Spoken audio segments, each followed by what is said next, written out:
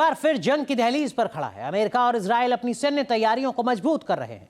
Pentagon से लेकर CENTCOM तक हलचल तेज है। यूएस फोर्स और आईडीएफ किस तरह वॉर वार्म अप में जुटे हुए हैं, देखिए इस रिपोर्ट में।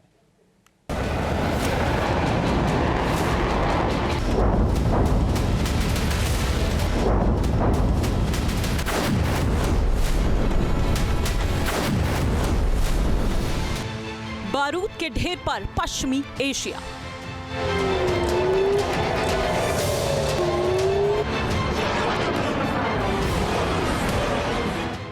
बजने वाला है विध्वंसक जंग का बिगुल।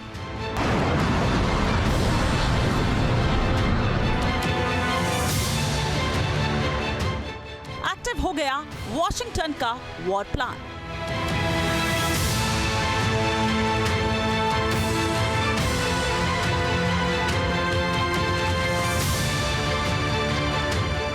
भीषण हमलों से दहलने वाला है तेहरान।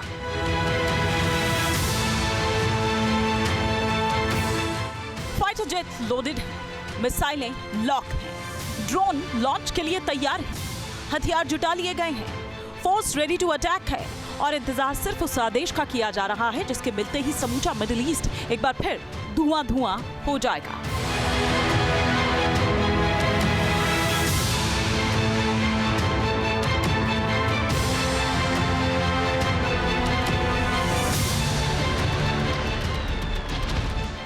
युद्ध विराम के बावजूद अमेरिका और ईरान के बीच का टकराव रेड लाइन क्रॉस करने लगा है। एक तरफ बयानबाजी हो रही है तो दूसरी तरफ मिलिट्री की मूवमेंट खतरे का सायरन बजा रही है। पीस टॉक्स फिर से होने के आसार खत्म हो रहे हैं, लिहाजा वॉशिंगटन से लेकर तेहरान तक हलचल बढ़ चुकी है। इस दौरान कई ऐसे फैसले लिए गए हैं जो सीधे तौर पर वॉर वार्म अप का हिस्सा माने जा रहे हैं। ईरान के रुख से ट्रंप खफा है तो अमेरिकी राष्ट्रपति की धमकियों से तेहरान की लीडरशिप का पारा भी चढ़ा हुआ है। ऐसे में एक बार फिर बम और बारूद की बौछार के होने के संकेत मिलने लगे हैं।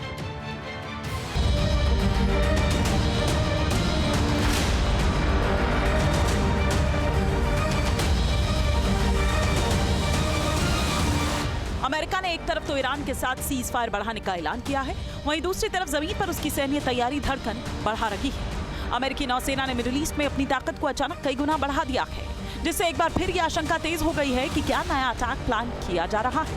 एयर पावर को मजबूत करने के लिए F-18CD फाइटर स्क्वाड्रन की तैनाती मिडिल ईस्ट में की गई है। इसके अलावा इजराइल में अमेरिकी रिफ्यूलर भेजे गए हैं।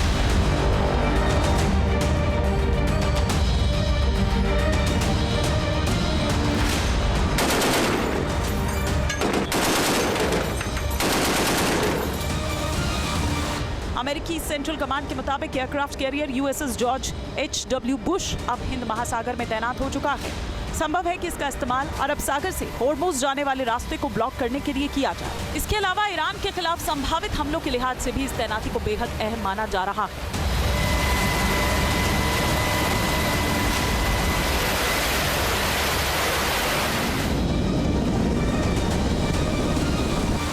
USS W. Bush carrier group सिर्फ एक जहाज नहीं बल्कि चलता फिरता किला होता है। इसके साथ मिसाइल से लैस destroyer USS Mason, USS Donald Cook और USS रॉस भी तैनात हैं। इसके अलावा high speed supply ship USNS Arctic भी हैं। पश्चिम एशिया में अब अमेरिका के एक साथ 3 एयरक्राफ्ट कैरियर मौजूद हैं, जो इराक और अफगानिस्तान युद्ध के बाद पहली बार हुआ।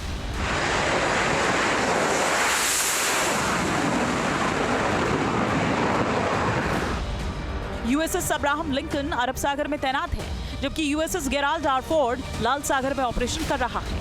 अब तीसरे कैरियर की एंट्री ने पूरे क्षेत्र में अपने सैन्य ताकत को चरम पर पहुंचा दिया है।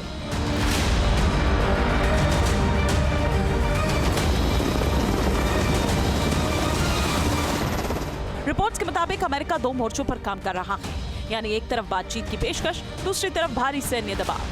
फाइनेंशियल टाइम्स की रिपोर्ट में यह दावा किया गया है कि अमेरिका करीब 10,000 और सैनिकों को भी इस क्षेत्र में भेज रहा है। इनमें मरीन एक्सपेडिशनरी यूनिट्स भी शामिल हैं, जो तेजी से हमले और ऑपरेशन के लिए जानी जाती है। ट्रंप का मकसद हर हाल में न्यूक्लियर डील करना है, इसीलिए ईरान पर लगातार प्रेशर डाला जा रहा है।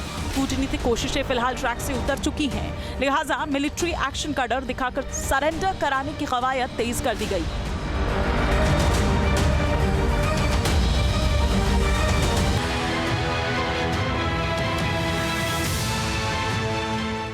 वार्म अप का सबसे बड़ा सेंटर फिलहाल स्ट्रेट ऑफ हॉर्मुज है। यहाँ अमेरिका ने नेवल ब्लॉकेट किया है, तो ईरान पहले से ही समंदर के इस रूट का सुल्तान बना हुआ है।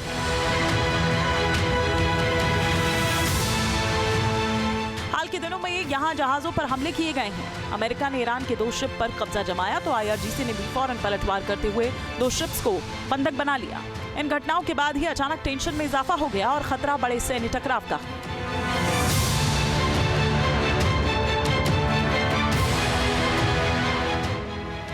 इस बीच अमेरिकी राष्ट्रपति डोनाल्ड ट्रंप ने स्ट्रेट ऑफ हॉर्मुज को लेकर बेहद आक्रामक रणनीति से निपटने का ऐलान कर दिया। उन्होंने नेवी को शूट एंड किल का आदेश दिया है।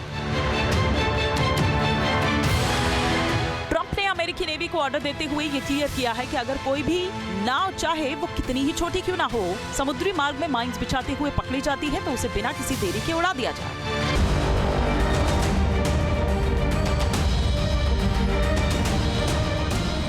हॉर्मुज को लेकर अमेरिका के एक्शन का सीधा मकसद ईरान की इकोनॉमी को तबाह करना है। हॉर्मुज से ईरानी जहाजों की आवाजाही पर रोक लगाकर अमेरिका एक तरह से दबाव बनाने की कोशिश कर रहा है।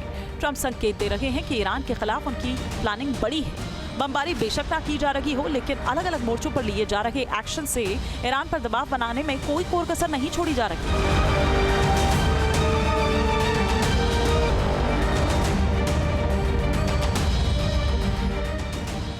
हॉर्मुज में अपनी पकड़ मजबूत करने और ईरान को पस्त करने के लिए अमेरिका पूरी ताकत लगा रहा है। इसीलिए बेहद अहम सी रूट से बारूदी सुरंग हटाने के लिए माइन स्वीपर को काम पर लगाया गया है। ट्रंप के मुताबिक इस माइंस को हटाने का काम 3 गुना तेजी के साथ किया जा रहा है।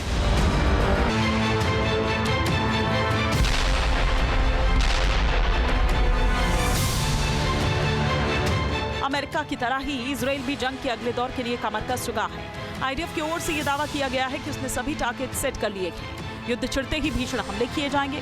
कई रिपोर्ट्स में दावा किया गया है कि इजरायली डिफेंस फोर्स इस बार ईरान के एनर्जी सेक्टर पर सबसे पहले अटैक करेगी। इसके अलावा परमाणु ठिकाने, बैलिस्टिक मिसाइल साइट्स को भी निशाना बनाया जाएगा।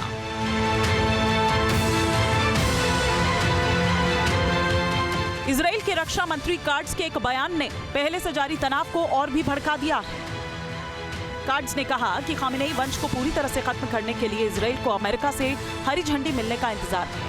रक्षा मंत्री ने दावा किया है कि ईरान की प्रमुख ऊर्जा और बिजली सुविधाओं को पूरी तरह नष्ट करने के लिए इजराइल अपने टारगेट सेट कर चुका है।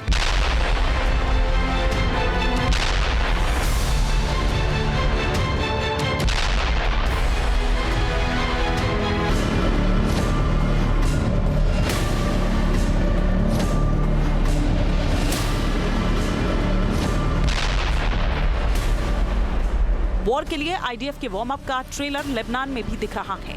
जिस वक्त अमेरिका में सीज़फायर आगे बढ़ाने के लिए इजराइल और लेबनान के प्रतिनिधि मिल रहे थे, उसी दौरान इजरायली फोर्स लेबनान में हिजबुल्लाह के ठिकानों पर हमला कर रही थी। ये सब एक रणनीति के साथ किया जा रहा है ताकि जब भी ईरान के साथ दोबारा जंग शुरू हो तो उसकी प्रॉक्सी संगठन कोई एक्शन ना ले पाए। युद्ध के लिए तैयारी लगभग पूरी हो चुकी है। अमेरिका, इजराइल अपनी कमर कस चुके हैं। ये माना जा रहा है कि अगर ईरान ने बातचीत के कोई संकेत नहीं दिए तो किसी भी वक्त बमबारी शुरू हो सकती है।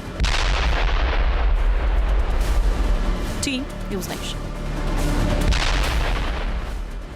और इस अब से DD फ्री डिश की चैनल नंबर 57 पर देखिए न्यूज़ नेशन।